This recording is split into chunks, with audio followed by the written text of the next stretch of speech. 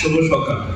ধন্যবাদ আপনাকে, respected keynote speaker and dear panelists and সামনে উপস্থিত আমার সুধীজন উপস্থিতি, very nice একটা অডিয়েন্স, আমার খুব ভালো লাগছে।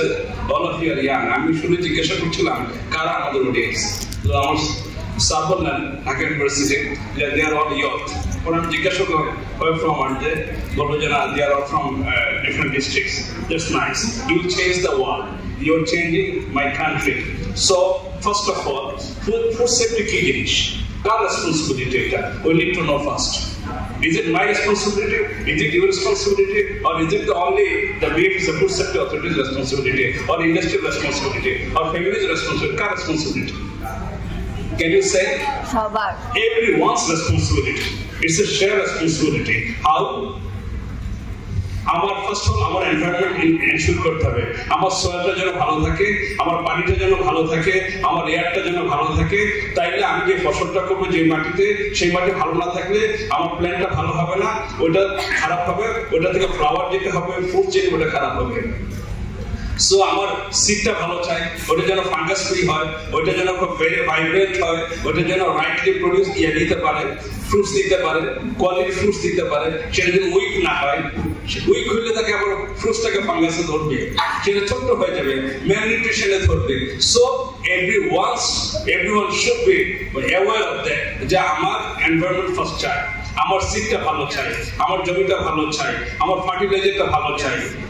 ইয়ারকে ক্রপের ক্ষেত্রে, ফিশের ক্ষেত্রে আমি কি করবো, আমার পানিটা ভালো চাই, পানিটাকে টেস্ট করা চাই, পানিটাকে যে আমি ইয়েটা দিব, যে ইনগ্রিডিয়েন্টস গুলো দিব, পানিটাকে টেস্ট করে সে অনুযায়ী আমি দিব, মাত্রাতিরিক্ত দিব না। যে ইয়েটা দিব, খাবারটা দিব মাছের জন্য, সেটার জন্য পানিতে পচে পানিটা নষ্ট না হয়ে যায়। আমাদের দেশের মানুষ তো পচা পানির মাছ খাই, যেটা বিদেশিরা বলে হাঁস মুরগির খাবার, আর আমরা সমুদ্রের মাছকে অ্যাভয়েড করি। সমুদ্রের মাছ সবচেয়ে বেটার, তারপর হচ্ছে নদীর মাছ, তারপর হচ্ছে বিলের মাছ, তারপর হচ্ছে পুকুরের মাছ। এখন পুকুরের মাছ আমরা চাষের মাছ একটু বেশি পছন্দ করি, এবং এটা পচা পানিতে ডেভেলপ করে, মাছটার কোয়ালিটি ওরকম হয়, আসলে খারাপ পানিতে ডেভেলপ করে। আমাদের ইন্ডাস্ট্রিয়াল ওয়েস্টগুলো নদীতে পড়ছে, নদীর পানিগুলো যে খারাপ হয়ে যাচ্ছে, আমাদের ইলিশ আসতেছে না। সো আমরা কি দেখছি, আমার পরিবেশ দূষণ। তাহলে এটা কাজ করবে কে? পরিবেশ অধিদপ্তর কাজ করবে। মাটির ক্ষেত্রে আমরা জমিতে যে ভার্মি কেঁচো সারের কথা বললেন, আমরা একসঙ্গে দেখেছি কোনো ফার্টিলাইজার ছিল না, সব ছিল আপনার জৈব সার। এখন আমাদের অনেক ফসল প্রত্যাশা করি, 3 টাইমস ফসল করছি, আমাদের কিন্তু কেমিক্যাল ফার্টিলাইজার কোনো বিকল্প নাই, পেস্টিসাইডের কোনো বিকল্প নাই, due to global warming, climate change and more crops. এবং সেক্ষেত্রে আমাদের কি করতে হবে, আমাদেরকে চিন্তা করতে হবে আমাদেরকে কোন ফার্টিলাইজার ইউজ করবো, কতটুকু ইউজ করবো, সয়েল টেস্টের মাধ্যমে আমরা যে পেস্টিসাইড ইউজ করলাম সেটা রাইট পেস্টিসাইড কিনা, আমরা ডুয়েল ফার্টিলাইজার এবং কম্পোস্টার ইউজ করবো, যাতে করে ব্যালেন্স থাকে, আমাদের সয়েল কোয়ালিটিটা ভালো থাকে, সয়েলের হেলথটা ভালো থাকে। এটা ইনশিওর না করে আমরা ইন্ডাস্ট্রি লেভেলে, কনজিউমার লেভেলে আমরা কোনোদিন ভালো এটা পেতে পারবো না। আমি কিছুদিন আগে গেলাম মুন্সিগঞ্জে, আমি যে হাঁস মুরগি খামার, ওইদিকে যে উপরের পানিটা আমি ইউজ করি, সারফেস ওয়াটার, সেটাতে হেভি মেটাল দিয়ে ভরা। হেভি মেটাল কোথেকে আসছে,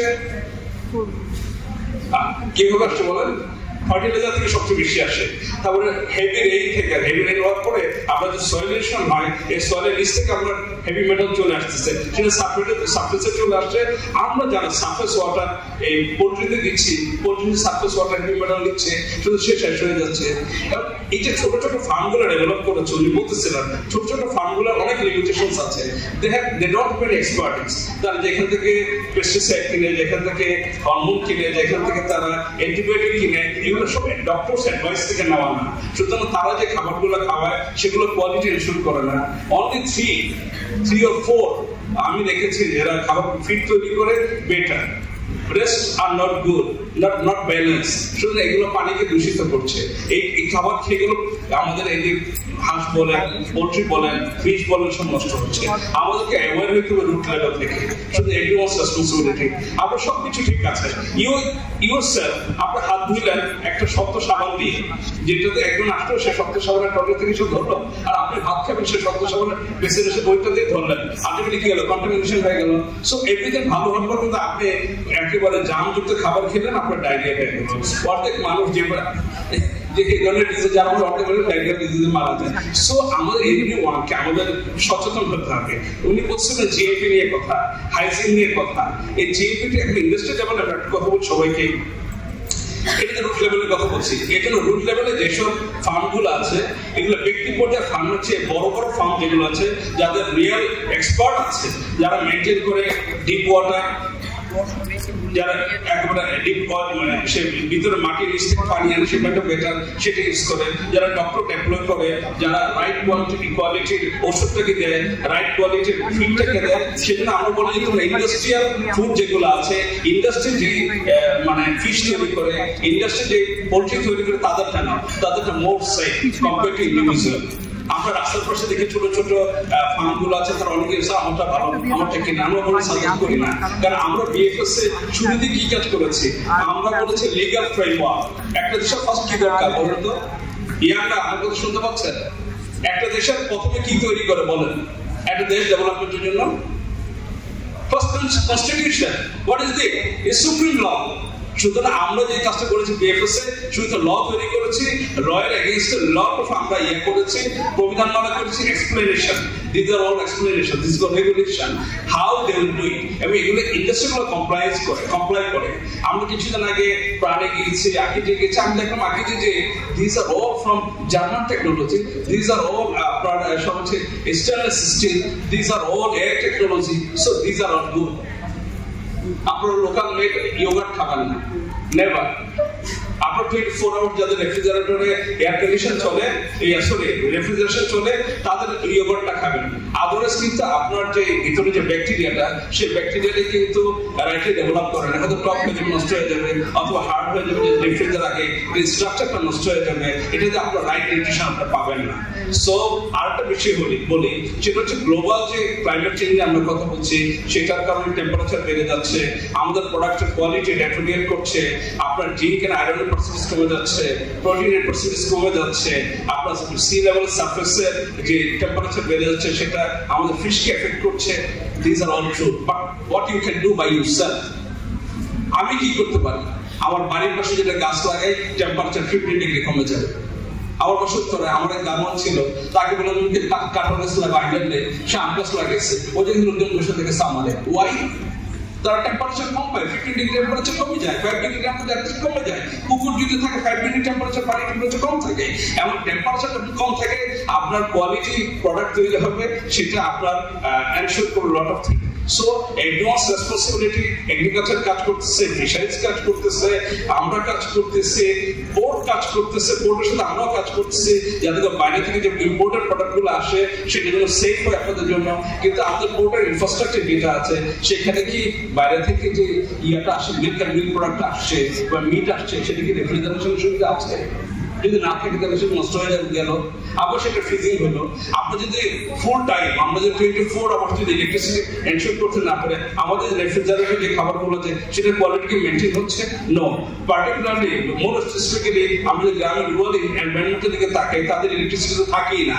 সো ফ্রিজের ভিতরে, রেফ্রিজারেটরের ভিতরে তাদের জিনিসগুলো নষ্ট হয়ে যাচ্ছে, তাই না? আমরা একই ফ্রিজের ভিতরে আমরা রাখি, কাঁচা খাবার রাখি, আবার রান্না করা খাবার রাখি, কন্টামিনেশন হয়ে যাচ্ছে। আমার হাত ঠিক মতো ধুই না, আমরা হাইজিন প্র্যাকটিস করি না, শুধু এটার কারণে আমাদের খাবারগুলো নষ্ট হয়েছে। আমরা একই ছুরি এবং বোর্ড ইউজ করি for fruits and vegetables as a fish and meat, so that should not be contamination হচ্ছে। আমরা লিকুইডস ইউজ করি না, this is the reason of our contamination. সুতরাং ফুড সেফটি ফর এভরিওয়ানকে অ্যাওয়ার হতে হবে। আমরা কোন খাবারটা খাচ্ছি, কি খাচ্ছি, প্রসেস ফুডকে আমরা ট্রাই টু অ্যাভয়েড। আমরা অতীতকে ফিরে যেতে চাই, অতীতের কাছে যেতে গেলে যেটা হবে, আমরা প্রসেস ফুড কিন্তু অ্যাভয়েড করতে পারবো না। কারণ আমরা যদি ফুড সিকিউরিটি এনশিওর করতে চাই, সারা বছর খেতে চাই, প্রসেস ফুডে যেতে হবে। কিন্তু আমাদের যেটা এমফাসাইজ করতে হবে আমাদের বাচ্চাদের জন্য, সেটা হচ্ছে তাদের জন্য ন্যাচারাল ফুডটা পায়। আমরা যদি এখনই কোক খাওয়াই, 16 ডিগ্রি নিচে বাচ্চাদের জন্য কিন্তু আপনার ড্রেস নিষিদ্ধ, জানেন কিনা আমি জানি না। যেমন অ্যাডাল্ট সিনিয়রদের দেখেন, নট বেবিজ। সুতরাং কোল্ড ড্রিঙ্কসকে বাচ্চাদের অ্যাভয়েড করতে হবে। একটা হচ্ছে কাউন্টার নেই, বেশি সুগার, বেশি ফ্যাট, বেশি salt, this should be avoided.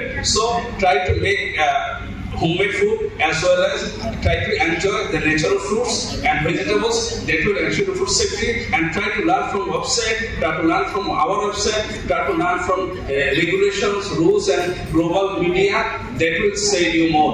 And we have to change ourselves. Not any authority cannot change yourself. কারণ everyone's responsibility. Otherwise কিন্তু আমরা শুরুতে যদি সেফ ফুড এনশিওর না হয়, ইন্ডাস্ট্রি করতে পারবো না, করতে পারবো না, রেস্টুরেন্ট করতে পারবো না, কেউ করতে পারবো না। পুরো চেইনটাকে এনশিওর করতে হবে from seed to mouth. So every স্টেজে আমাদেরকে ফুড সেফটি এনশিওর, আদারওয়াইজ এটা কখনই হবে না। Thank you so much. আমি অনেক সময় নিয়ে নিলাম। Thank you. Thank you so much, Dr. Sarkis.